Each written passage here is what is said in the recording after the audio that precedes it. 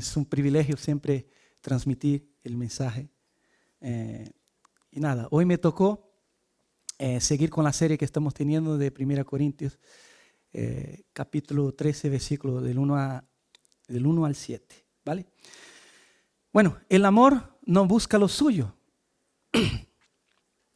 Ya deberías estar temblando, solo con el título, ¿vale? Como Nico y Rubén vienen hablando, si lees esos versículos y sientes que esos atributos es la esencia de tu vida, es que no has entendido. Y yo diría que si tú crees que tú vives de esa forma, quiere decir que hay aspectos del Evangelio que tampoco has entendido muy bien.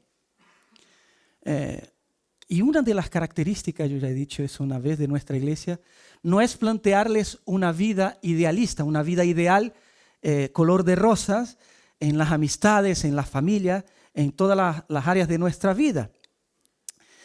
Voy a confesarles algo que cada vez menos, bueno, hace mucho no veo, pero no me gustan mucho algunas películas cristianas.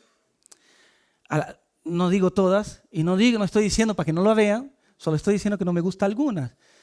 Ya he visto algunas que plantean un matrimonio perfecto. Y siempre los hijos perfectos, en perfecta obediencia, todo caminando bien hasta que pasa algo grave. ¡Pum! Y entonces veo que la respuesta de ese matrimonio, en la película, ¿vale?, es como una respuesta de una fe inquebrantable, una fe, no titubean, ellos van y superan aquella dificultad de una forma. No me gusta y no me identifico mucho porque me parece a mí que no es como yo vivo, por lo menos no me identifico con ese tipo de película.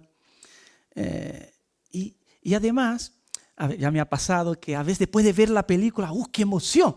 Ahora sí estoy preparado para vivir lo mismo que ese matrimonio. Y llego, la primera contradicción de María, se fue.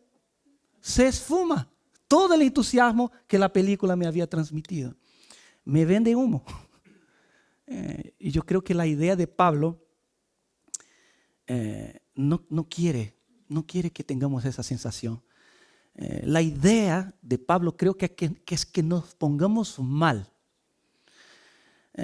No es que salgamos de aquí pensando que estamos preparados para vivir la vida que Pablo está diciendo en ese versículo, pero que salgamos de aquí en el sentido de ver que esos versículos no están hablando de ti. No están hablando de tu amor, de mi amor. Que no has vivido y no he vivido plenamente esos pasajes. Está hablando de otra persona. Pero al mismo tiempo que salgamos de aquí con muchas esperanzas, que la persona que Pablo está hablando aquí, que Pablo está reflejando en esos versículos, es la misma persona que 1 Pedro nos dice. 1 Pedro 2, versículo 23 nos dice: ¿y quién, cuando le ultrajaban, no respondía ultrajando? Cuando padecía, no amenazaba, sino que se encomendaba a aquel que juzga con justicia. Él vivió la vida que nosotros, tal como Él, jamás vamos a poder vivirla. Ese texto, cuando Corintios habla del amor, que es el amor, Él está hablando de la persona que dice Romanos 5:19, porque así como por la desobediencia de un hombre, hablando de Adán, los muchos fueron constituidos pecadores, así también por la obediencia de uno, los muchos serán constituidos justos. Cristo vivió la vida en perfecta obediencia. Ahora nosotros somos considerados delante de Dios igual de obediente que Jesús. Y por eso podemos crecer en esas características. Porque dice Romanos 6, versículo 4, porque somos sepultados juntamente con Él para muerte por el bautismo, a fin de que como Cristo resucitó de los muertos por la gloria del Padre, así también nosotros andemos en nueva vida. Es posible crecer en esas características. La esperanza es que Cristo ha vivido una vida perfecta, un amor perfecto y nos ha regalado de forma constante el poder de su Espíritu, como dice en 2 Tesalonicenses, versículo 2:13, y dice, pero nosotros debemos dar siempre gracias a Dios respecto a vosotros, hermanos amados por el Señor, de que Dios os haya escogido desde el principio para salvación mediante la santificación por el Espíritu y la fe en la verdad. Si cada uno de nosotros somos conscientes de nuestras limitaciones, como los demás mortales, nosotros vamos a poder salir de aquí mal, pero bien. Salir confrontados con la realidad de quiénes somos todavía, pero sí, que estamos creciendo. Poco a poco podemos representar esas características de ese amor verdadero. Y la parte que nos confronta hoy, como yo dije en el principio, es el amor no busca lo suyo. 1 Corintios 13, versículo 5. Vamos a hablar de ese aspecto. El amor no busca lo suyo. Y yo puse el subtítulo ahí, el amor vacío de sí y lleno de otros. Siempre pregunto mucho en las predicaciones. ¿Qué quiere decir? Que el amor no busca lo suyo. O sea, nosotros ya hemos visto muchas veces en esta iglesia que no es malo en sí buscar las cosas buenas. No es malo en sí. Si yo necesito un coche y puedo comprarlo para ir a trabajar, no es malo en sí. O sea, ¿acaso a los españoles que, vamos, voy a hablar en primera persona, que nos gusta una siestita, pero a mí, yo no duermo tanto por la tarde, pero es malo agarrar una mantita mientras hace un frío que te pela y cubrirte y, ¡ay, qué rico!, ¿verdad? Eso no es malo. O sea, ¿acaso el Padre Nuestro nos incita a nosotros a pedir el pan de cada día? No es malo pedir algo para nosotros mismos. O sea, son beneficios para uno. Pero aquí, en ese caso, en ese contexto, como hemos hablado, aquí estamos hablando de la excelencia del amor. Estamos hablando del auto-olvido. Piper, en su libro, que se titula así, El auto-olvido, dice lo siguiente: el camino hacia la verdadera grandeza es el auto-olvido. Dejar de lado la preocupación por uno mismo para que el amor hacia los demás florezca. Aquí no está en cuestión lo obvio. Por naturaleza, tú y yo vamos a amarnos a nosotros mismos. Pero nuestro desafío diario es, como dice Piper, es apartar la mirada de nosotros mismos hacia los demás. El amor genuino es el calco, el reflejo de lo que deseo, siento y hago para mí mismo hacia otra persona. Uf. Vamos a repetir. El amor genuino es el calco, el reflejo de lo que deseo, siento y hago para mí mismo hacia otra persona. O sea, pensemos un momento, con la misma intensidad que yo y de la misma forma que yo, con todo mi ser, como yo me estoy entregado a satisfacerme a mí mismo, con esa misma intensidad y forma que esté presente en el trato con el otro. Si dudan de eso, el segundo mandamiento dice, y el segundo es semejante a este mismo: amarás a tu prójimo como a ti mismo. Como hemos dicho, aquí da por sentado que ya nos amamos a nosotros mismos. El problema es que no amamos a los demás como a nosotros. Ese es nuestro problema, el mío y el tuyo. ¿Viste? Cada vez más difícil. Y algunos pensamos que amamos de verdad. Motivos para no amar. ¿Por qué no me entrego a los demás de esa forma? ¿Por qué? O por lo menos nos proponemos a entregarnos al servicio a otros y muchas veces nos quedamos súper cortos. Eso sí es, si analizamos bien las motivaciones por las cuales estamos haciendo las cosas. Podría ser muchos motivos por los cuales no me entrego a otras personas en servicio. Y uno de ellos es que somos engañados pensando que el amor que tenemos por nosotros mismos es capaz de amar a los demás. Somos capaces de amar a los demás desde ese filtro, de ese amor propio. Pero aún ese amor que tenemos por nosotros debe ser filtrado por un amor superior, un amor mayor. Voy a explicar un poco más. Mi amor por mí no se sostiene por sí mismo. Los versículos que Gemma ha leído, 1 Juan 4:19 dice que nosotros amamos porque Él nos amó primero. La base de la expresión del amor por excelencia no es mi amor, es su amor. O sea, la base de la expresión del amor por excelencia, el amor genuino, el amor verdadero, no es mi amor propio, es su amor, el amor de Dios. La única posibilidad, no hay otra, la única posibilidad de amar bien es notar, es percibir, es sentir el amor que Dios ha tenido hacia mí y sigue teniendo. Lo primero es que Él me amó primero. Cuando estoy viviendo esa realidad de que el amor de Cristo, estoy siendo beneficiado de ese amor de Cristo, ahí entonces puedo reubicar ese amor que yo tengo por mí hacia los demás.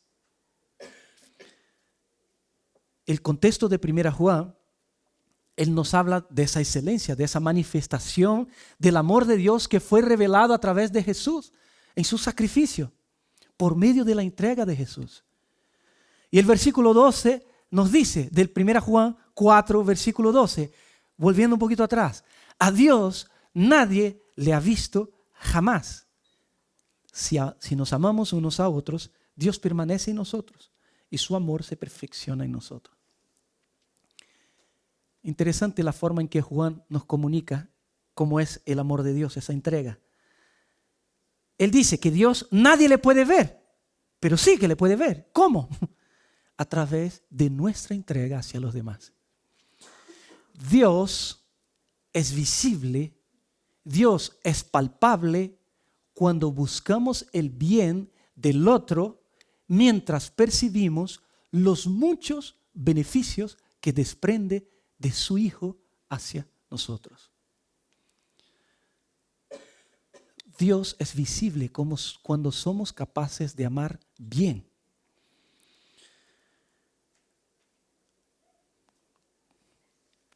Y como sabemos, aquí nosotros no estamos hablando de la entrega de los padres hacia los hijos.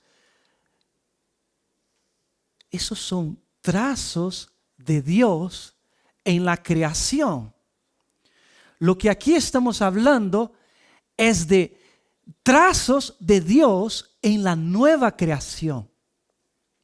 Por un lado, la entrega de un padre hacia un hijo es una entrega, son trazos de Dios, características de Dios en la creación, en todos nosotros.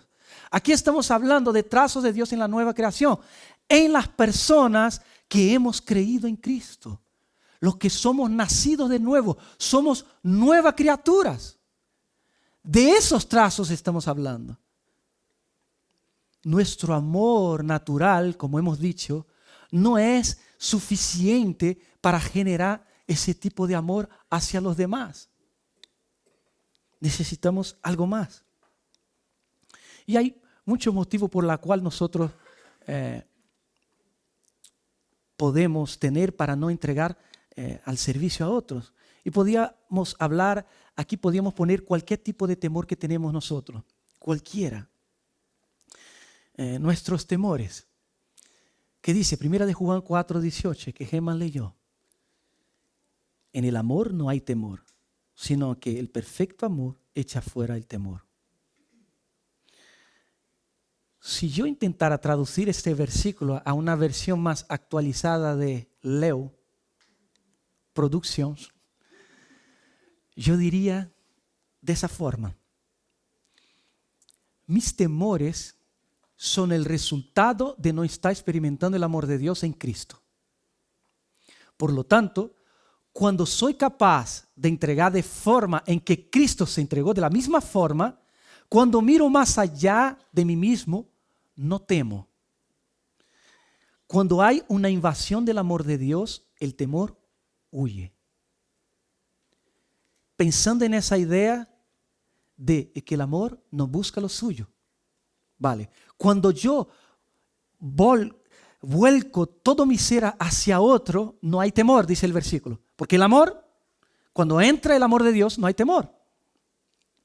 Vale. Y quizás, yo no estoy diciendo aquí que descubrí la rueda, ¿vale? Pero quizás con esas afirmaciones podemos entender parte de nuestros temores, de los temores que todos tenemos y que nos impide muchas veces de entregarnos al servicio a otros. Por ejemplo, el temor a la vulnerabilidad. Yo crecí en un ambiente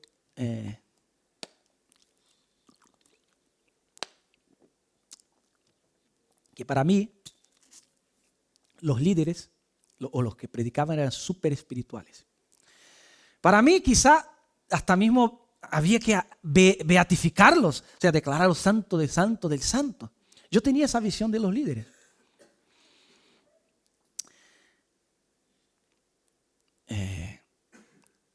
Y no me acuerdo de escuchar ninguno de ellos hablar de sus pecados. Lo normal era esconderse por detrás de una falsa espiritualidad, de una posición, o quizás de una voz evasiva, una voz provocativa, una voz que acusaba a la congregación de sus pecados. Arrepentidos de tus pecados, pecadores. Como si ese tío, si ese predicador fuera un extraterrestre y no participara de los mismos pecados que todo creyente tiene en su día a día. Estaban ajenos a esa realidad. Yo, wow.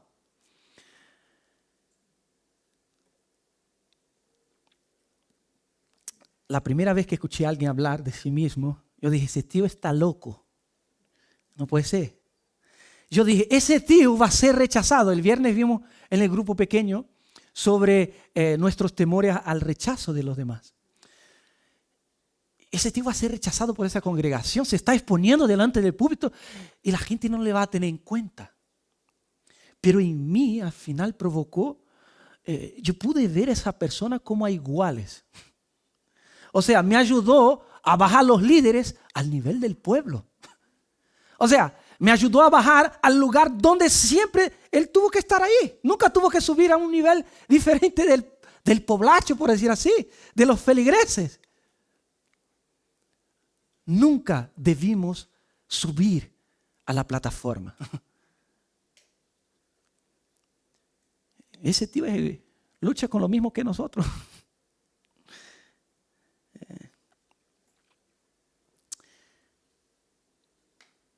La vulnerabilidad. Imagínate que hay una persona que ha pasado por circunstancias difíciles, muy difíciles. Y tú estás ahí, quizás haya pasado por el mismo problema, pero temes hablar con esa persona. ¿Por qué? Porque quizás temes quedar mal delante de la persona, quizás temes a exponerte demasiado y quedar mal. ¿Qué van a pensar de ti? Quedas débil. Por lo tanto, no entregas al servicio. No entregas a la vulnerabilidad para ayudar a otros a crecer. Para ayudar a otros a ser consolados por Dios quizás. Nosotros preferimos y elegimos no pasar un mal menor que quizás queda mal delante de alguien, por ejemplo, que el beneficio de guiar a otros a Dios. Que el beneficio que va a tener la persona, preferimos no pasar un mal rato que la realidad del crecimiento de mi hermano. Temor a la pérdida del control. Yo descubrí últimamente que estoy viajando. No sé si a Leo y a Katy pasa lo mismo, no lo sé. Pero, o a Derek y Raquel, que viajan bastante. Yo subo en un avión, en esa lata de sardina, que yo digo, ¿cómo ese trozo de metal puede estar flotando? Y la turbulencia que viene y avala mis entrañas y digo, ¡wow! Perdóname, Señor, llévame contigo. Siempre damos ejemplos malos, ¿no? Aquí pero hoy voy a dar un ejemplo bueno. Y además pasamos por tantas, en este caso, días fuera de casa, que vamos a viajar semanas a veces, la incomodidad de ir. No sé a vosotros, yo no viajo en primera clase, nunca lo he hecho y si alguien quiere invitarme estoy dispuesto. Pero me sacrifico. Pero quiero decirles que la clase normal es 10 horas sentado así, que el asiento que no va para atrás. Yo no duermo, estoy despierto y paso por todas las turbulencias. Entonces, peor todavía, lo noto en la sangre. Paso tantas incomodidades, pero escúchenme, cuando Dios me regala la posibilidad de ver un hermano que está siendo impactado por lo que estamos haciendo. Cuando veo lo que Dios está haciendo en la vida de otros, es mucho más valioso que mis pequeñas incomodidades. Vale la pena. Pero en otros aspectos, muchos, y yo, no quiero entregarme a las incomodidades. No lo quiero, no me gusta.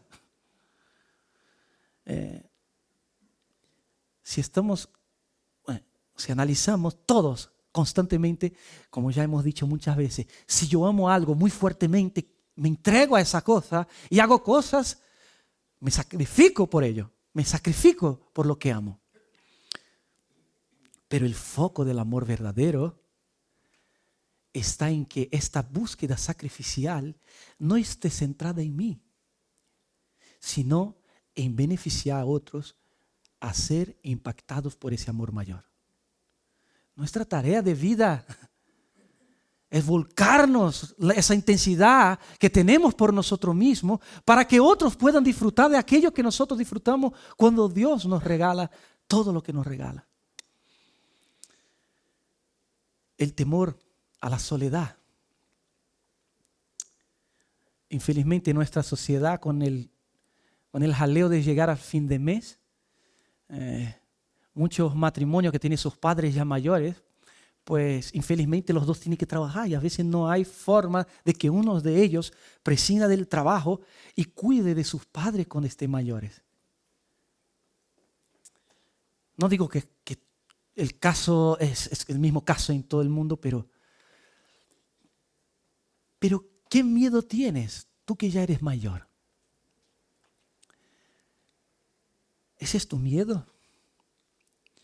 De no valerse por sí mismo, o cualquiera de nosotros, de no valernos por nosotros mismos, que depender de otros 100%, que no poder ir al baño, no poder bañarse. ¿Este es tu miedo? Y si pudiéramos ver de otra forma, quizás no, es muy difícil. Yo diría, es imposible, pero el Evangelio está ahí. Y si vemos de otra forma, y si encontramos propósitos en medio del abandono, y si a través de nuestra soledad, estar en un ambiente que quizás no es nuestro, que hemos vivido una vida monótona donde mi casa, mi vaso es mi vaso, nadie me lo toca, mi ambiente, mi rinconcito. Pero ¿y si vemos por otro lado, en un lugar donde hay varias incomodidades y podamos ayudar a otros a estar acompañados por toda la eternidad? ¿Y si viviéramos así? ¿Cómo sería? Vivir con propósito, con propósitos mayores. Temor al rechazo. Hace años estaba yo en un supermercado y vi una señora que estaba desbordada de bolsas y yo me acostumbraba siempre, Fui acostumbrada a preguntar, mira, ¿quería ayuda? Da igual. La señora me miró con una cara horrible. No digo que era, yo digo que la cara era horrible, ¿vale? Me miró así, yo, ¿pero por qué? Pero el viernes en el grupo pequeño, un filósofo que se llama Ángel nos dijo, el miedo a ser rechazados nos hace vivir una vida a medias.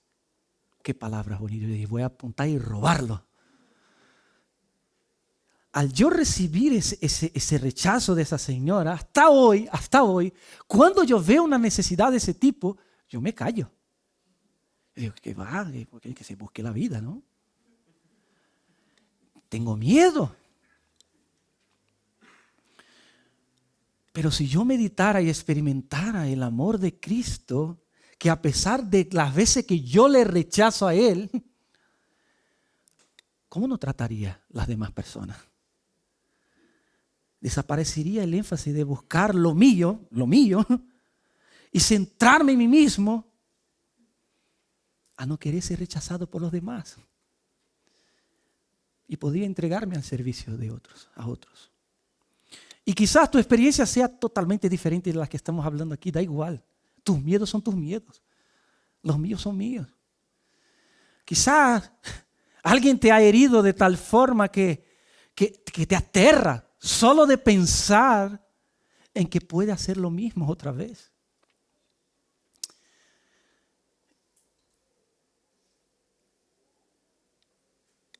Una de las luchas de muchos creyentes a los lugares donde estoy siendo invitado a predicar, ya hemos dicho, creo, a veces yo hablo cosas aquí, yo digo, uy, parece que yo ya he dicho eso, pero bueno, voy a repetir otra vez.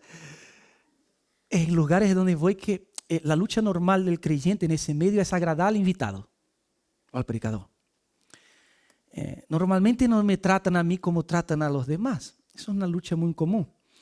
Y lo último que Jesús debería haber hecho, mejor dicho, lo último que Jesús debería haber hecho es sentarse en mesa de pecadores. Lo último. En Marcos 2:14 dice, al 17, y al pasar vio a Leví, hijo de Alfeo, sentado en la oficina de los tributos, y le dijo, sígueme. Y levantándose, le siguió. Y sucedió que estando Jesús sentado a la mesa en la casa de él, muchos recaudadores de impuestos y pecadores estaban comiendo con Jesús y sus discípulos, porque había muchos de ellos que le seguían. Al ver los escribas de los fariseos que él comía con pecadores y recaudadores de impuestos, decían a sus discípulos, ¿por qué él come y bebe con recaudadores de impuestos y pecadores? Al oír esto, Jesús les dijo, los que están sanos no tienen necesidad de médicos, sino los que están enfermos. No he venido a llamar justos, sino a pecadores. A Cristo no le importa no agradar a los líderes de su época, con tanto que Él pueda estar con esas personas. Jesús, sabiendo de la mayor necesidad de aquellas personas, le da igual ser tratado como un borracho. Le da igual ser tratado como un malhechor. A ver, no sé qué vosotros pensáis. Estamos hablando de Cristo, es un líder, un maestro, donde en aquel entonces recibió un halago de un fariseo y un escriba. Los principales de aquella época eran los suyos, era la bomba. Le da igual a Cristo. ¿Qué libertad? ¿Ustedes no ven una libertad? Hacer algo sin temor al rechazo, sin temor a lo que van a decir, sin temor. Wow. Nos reímos un montón el viernes en el grupo pequeño porque hablamos de nuestros estúpidos escapes por la opinión de otros, lo que van a pensar de nosotros, lo que no van a pensar. Cristo se abandona en servir, abrazando el oprobio, aceptando el rechazo con el propósito supremo de que otros alcancen la aceptación ante el Padre. Qué complejo, ¿no? Es servir a otros asumiendo las consecuencias. Asumiendo las consecuencias. nuestras pérdidas pueden ser beneficios para otros eternamente. Dos formas de ser y sus consecuencias. Veremos un ejemplo de Jesús y la respuesta de los discípulos, que a la vez es nuestro representante. Y sucedió, Lucas 9, 51 a 56. Y sucedió que cuando se cumplían los días de su ascensión, él con determinación afirmó su rostro para ir a Jerusalén y envió mensajeros delante de él. Y ellos fueron y entraron en una aldea de los samaritanos para hacerles preparativos. Pero no le recibieron porque sabían que habían determinado ir a Jerusalén. Al ver eso, sus discípulos, Juan y Jacobo, le dijeron: Señor, ¿quieres que mandemos que descienda fuego del cielo y los consuma?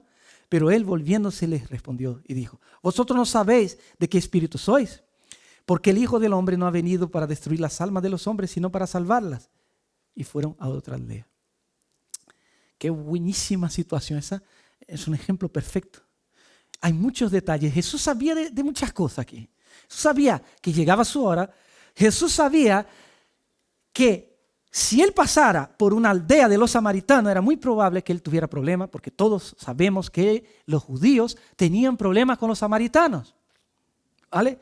Sin embargo, Jesús envía a esos mensajeros a pasar por las aldeas de los samaritanos. Vamos. Lugar que un judío jamás pasaría. Jesús no le importa enfrentar ese rechazo, porque él tiene un objetivo. Y luego, por otro lado, nuestro representante como los seres humanos, los discípulos. ¡Ay, qué malos! Sí, somos así. Los discípulos tienen una idea. Juan dice: Jesús, fantástico, pon candela. Candela en ellos. Vamos, quiere que descienda fuego del cielo y los queme, los aniquilen. Vamos a eliminar el mal de raíz. A ver, en mi lenguaje medio terco como Pedro hablaba de vez en cuando, si yo fuera Jesús, yo diría: pero ¿a vosotros qué les pasa? O sea, como dice el dicho malagueño, pero vosotros pero ¿qué me estáis contando? Si vosotros son más cabezones que una mula vieja. Lo siento por los dichos malagueños, que no tengo que actualizarme. O una mula tiesa también dice, algunos por ahí. Pero ¿qué les pasa? En varias ocasiones, ustedes viendo lo que vieron, eso soy yo hablando, ¿vale? Viendo lo que vieron, quién yo era, dudaban de mí. La pila de veces que yo les enseñaba, no entendían. Volvía a enseñar otra vez, volvía a enseñar con toda paciencia y tolerancia. Tuve que soportar la peleita de vosotros cuando quisisteis ser más grande uno que el otro. Y no solo eso, sino que si vosotros supierais lo que yo tendré que soportar de aquí adelante con vosotros, estarías callados. Tuve que soportar la traición de todos vosotros, de los 12, porque los 12 me abandonaron. Los 12 me traicionaron. No solo Judas, los 12 me abandonaron. Cristo es distinto. Ese sí es un amor que no busca lo suyo. Nuestra respuesta siempre va a ser rechazo a todo rechazo. Siempre rechazamos el rechazo. No quiero ningún problema. Yo soy Juan y Jacobo. Cuando hay algo, pues quiero eliminarlo. ¿Qué tenemos que hacer? ¿Mandar fuego del cielo? Pues lo eliminamos. ¿De qué forma queremos eliminar nuestras incomodidades? De varias. Ahí tú te colocas en una posición, en esa posición y piensa de qué forma quieres eliminar esos temores. Nosotros somos lo opuesto del amor verdadero. Porque el amor no busca lo suyo. La consecuencia de vivir desconectados, vemos los 3 versículos de 1 de Corintios. ¿Cuáles son las consecuencias? Versículo 1, que dice: he llegado a ser como metal que resuena o símbolo que retiñe. Si yo hablara lenguas, aquí está hablando de hablar en lenguas, sin amor es puro sonido. Eso es lo que quiere decir. Hay más cosas que quiere decir, pero no vamos a entrar. El segundo versículo dice, ¿cuál es la consecuencia? Que cuando yo vivo para mí mismo, nada soy. Si yo tuviera el don de profecía y entendiera todos los misterios, todo el conocimiento, si tuviera toda fe para trasladar montañas, no tengo amor. O sea, si no soy capaz de entregarme a mí mismo, a los demás, porque el amor no busca lo suyo, si yo no soy capaz de vivir así, nada soy. Aquí está hablando de conocimiento, de inteligencia, de fe, de los misterios de Dios. Yo sé mucho, tengo mucha revelación de Dios, pero es lo mismo que no saber nada. El versículo 3 dice, ¿qué soy si vivo para mí mismo? Y si diera todos mis bienes para dar y comer a los pobres, y si entregara mi cuerpo para ser quemado, pero no tengo amor, de nada me aprovecha. El primer versículo habló de la lengua, de hablar.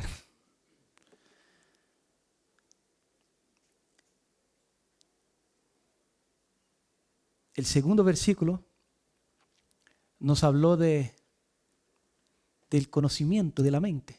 Y ese tercer versículo nos habla de hacer cosas para los demás. Hacer.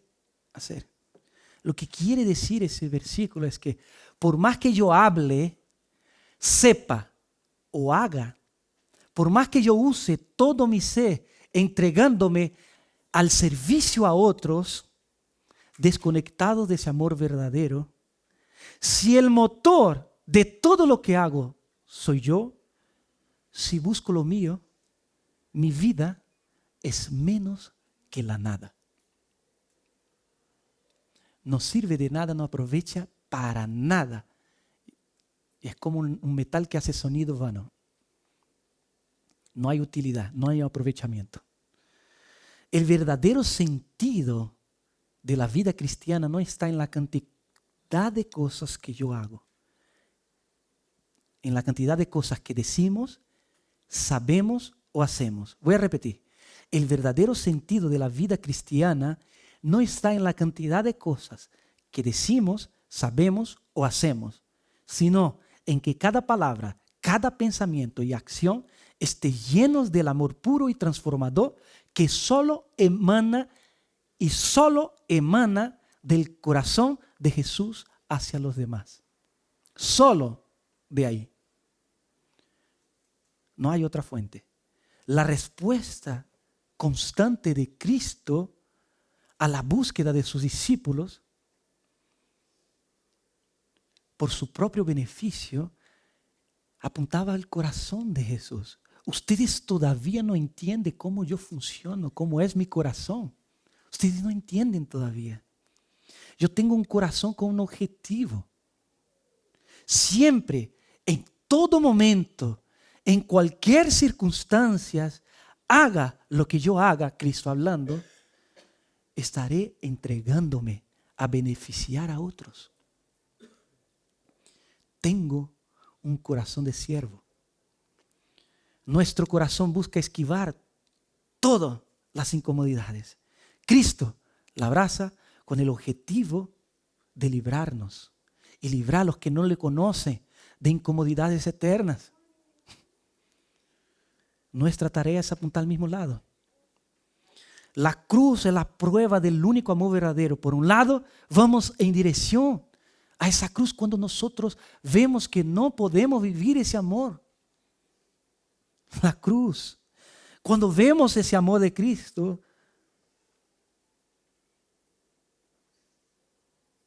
que es todo lo opuesto a nosotros, y nuestras constantes entregas a nosotros mismos, diariamente nos entregamos a nosotros. Cristo nos abraza, porque Él no busca lo suyo, sino lo de nosotros. Quiero vivir una vida entregada a otros. Mira la cruz. ¿Cómo no entregarnos? Y concluyendo, el corazón de Jesús apunta a la cruz. Como hemos visto, la mayor expresión ya vivida. Nadie va a vivir como Jesús. Nadie. Contemplamos la cruz y nos deleitamos en la excelencia de ese amor, que nos muestra la entrega suprema al soportar nuestro rechazo, cargar nuestras faltas y extendernos una gracia infinita. En Cristo no solo nosotros encontramos el perdón, sino paciencia y tolerancia. Hasta hoy, para seguir aguantándonos. Él sigue aguantándonos, sigue soportándonos. Nuestra terquedad como los discípulos. Ese amor nos va transformando poco a poco. Y podemos entregarnos a los demás. Quizás como yo tú piensas que no, que es inalcanzable. Y sí, muchas veces lo pienso igual. Pienso igual. ¿Cómo no entregarme a mis miedos y dejar de servir a otros? Es un desafío diario. Filipenses 2:4 dice, no buscando cada uno sus propios intereses, sino más bien los intereses de los demás. Pedimos ayuda al Señor que crezcamos en eso. Y termino con un mensaje que alguien me escribió esa semana por WhatsApp, que dice, te doy gracias, Señor Jesús, por convertirte en un ser humano, de manera que yo no tenga que fingir o tratar de ser un Dios. Te doy gracias, Señor Jesús, por convertirte en finito y limitado para que yo no tenga que fingir que soy infinito e ilimitado. Te doy gracias, Dios crucificado, por hacerte mortal para que yo no tuviera que hacerme inmortal a mí mismo. Te doy gracias, Señor Jesús, por hacerte inferior para que yo no tuviera que fingir que soy superior a nadie. Te doy gracias por hacerte débil para que yo no tuviera que ser fuerte. Te doy gracias por estar dispuesto a ser considerado imperfecto y extraño para que yo no tenga que ser perfecto. Te doy gracias, Señor Jesús, por estar dispuesto a que te rechazaran, para que yo no tenga que tratar con toda mi fuerza de que me aprueben y me estimen. Te doy gracias por dejarte considerar como un fracasado, para que yo no tenga que entregar mi vida tratando de fingir que soy una persona exitosa. Te doy gracias por haberte dejado considerar como equivocado según las normas de la religión y del Estado, para que yo no tenga que estar en lo cierto, en ninguna parte. Te doy gracias por haber sido pobre en todo sentido, para que yo no tenga que ser rico en ninguno. Te doy gracias, Señor Jesús, por ser todas esas cosas que la humanidad desprecia y teme, para que yo pueda aceptarme a mí mismo y aceptar a los demás en ti. Amén. Señor, hacemos de ese texto nuestra oración. Lo que está diciendo es cierto que necesita, no es para ser malentendido, sino que es para ser bien entendido a la luz de nuestro fracaso en intentar amar a los demás de una forma perfecta. Señor, humildemente, yo soy el primero y soy consciente de mis incapacidades en muchas áreas de mi vida a no entregarme a los demás como tú te has entregado. Yo soy consciente de ello y lejos de hacerme más pecador o menos espiritual que mis hermanos, lejos de eso nos pone a un mismo nivel de necesidad extrema de tu gracia sin límites, de tu gracia que va más allá de nuestra capacidad de actuar, sino de tu capacidad por medio de su Espíritu en generar en nosotros ese tipo de marca en la nueva creación, ese tipo de marca que solo tienes tú, no tiene nadie, Solo tú, Señor, que puedes generar en esa nueva creación, en las personas que te han aceptado, esas marcas que a veces se reflejan en unas áreas más o menos, pero crecemos, Señor, en amar a los demás tal como tú nos has amado, Señor, porque el amor verdadero no busca lo nuestro, sino el amor verdadero busca el bien de nuestro hermano. En tu nombre, Jesús. Amén.